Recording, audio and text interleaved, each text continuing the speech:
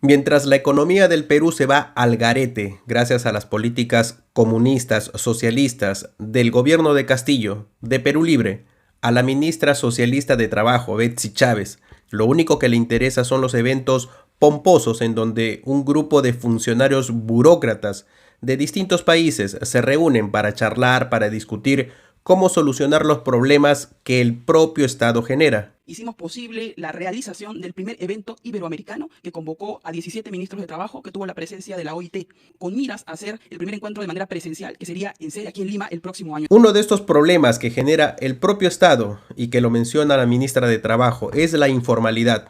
Los temas que discutimos, uno es abordar la informalidad, ¿no? La informalidad, es decir, y utilizando las palabras del doctor Daniel Lacalle,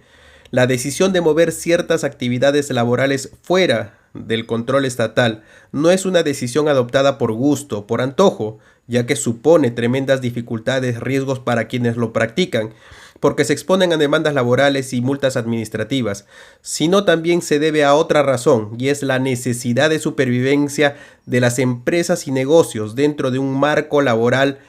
extremadamente engorroso y asfixiante. Esta clase de reuniones le sirve a la ministra de Trabajo para escuchar la queja de otros burócratas, como la ministra de Trabajo de México, que se queja por el uso indiscriminado que hacen algunas empresas del contrato de tercerización para evitar contratar directamente a los trabajadores que requieren. Escuchábamos con mucho detenimiento también a la ministra de Trabajo de México, y decía que uno de los problemas que se han presentado en su país es la subcontratación, lo que aquí vendría a ser esta deformación que ha habido de la tercerización. La razón por la cual algunas empresas contratan a otras para que les provean de personal, de trabajadores, se debe a que tratan de disminuir sus costos laborales, evitando inflar sus planillas con trabajadores con estabilidad laboral, beneficios laborales impuestos por el Estado,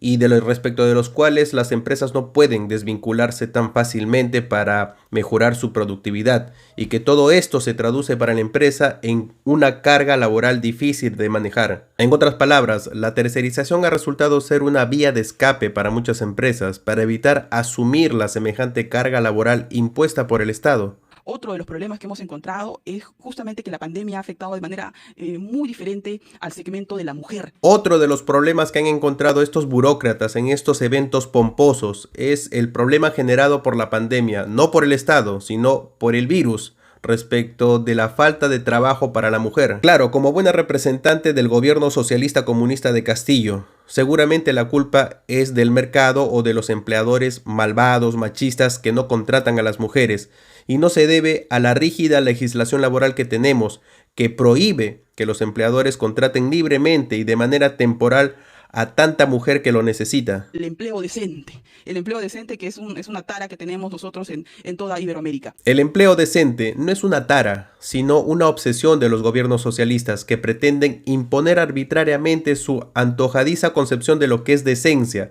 ahorcando al tejido productivo de nuestro país, con más impuestos, con más carga laboral y con menos libertad empresarial. La mayoría de países tienen un código de trabajo, sí, ¿no? El Perú no tiene un código de trabajo. Entonces, en el mes de noviembre ya sacamos una resolución ministerial para dar inicio al anteproyecto del Código Laboral. La ministra cree que ser un país codiguero, como lo son otros, es algo positivo, y que la compilación de normas laborales dentro de un código es signo de mejoramiento en la generación de empleo. Preocuparse por la elaboración de un código laboral, en vez de preocuparse por flexibilizar las normas relacionadas a la contratación laboral, como lo hizo en su momento la doctora María del Carmen Alba Prieto con sus 5 proyectos de ley, es estar de espaldas a la realidad, con un creciente porcentaje de desempleo en nuestro país. En el mes de noviembre, el Ministerio de Trabajo reinstaló el Consejo Nacional de Trabajo y Promoción del Empleo en Palacio de Gobierno, y que la discusión del aumento de la remuneración mínima vital va a ser en ese espacio. Por último, la ministra cree que la determinación de la remuneración mínima vital a través de un órgano tan burocrático como el Consejo Nacional de Trabajo